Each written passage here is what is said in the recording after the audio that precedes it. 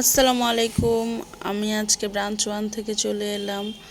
এই যে এখন আমি দেখাচ্ছিলাম একটি ঘুড়ির কালার। এটা দেখানো হচ্ছিল সিয়ামের ছোট ভাই সাইমকে।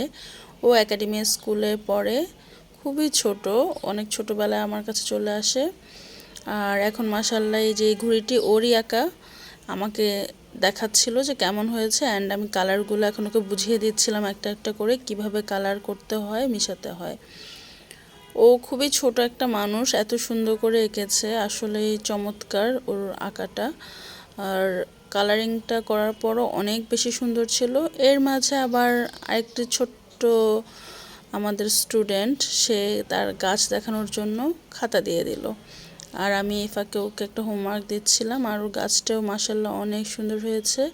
ওর নাম ফাহিম। ও অনেক ছোট একটি বাচ্চা, ও বিআইএসসিতে পড়ে, ও ক্লাস নার্সারিতে পড়ে।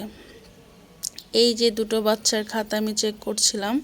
অনেকে জিজ্ঞেস করে যে আমাদের ব্রাঞ্চে কেন হচ্ছে চার্জ বেশি। আপনারাই দেখেন যে কতক্ষণ সময় নিয়ে খাতাগুলো চেক করতে হয়। যদি আমি যেমন তেমন করে চেক করে দিতাম তাহলে হয়তো বা কয়েক সেকেন্ডের মধ্যেই হয়ে যেত, কিন্তু না, প্রতিটা বাচ্চাকে আমি খাতায় এইভাবে কালার উঠিয়ে বুঝিয়ে বুঝিয়ে দেই, তারপর তারা ওগুলো বুঝে বুঝে করে।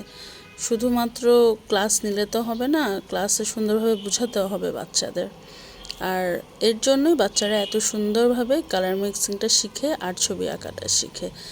তাই কাজ শুধু করলে হবে না, কাজকে ভালোবাসতে হবে, কাজকে সুন্দরভাবে সামনের দিকে এগিয়ে নিতে হবে। সবাই দোয়া করবেন। ধন্যবাদ।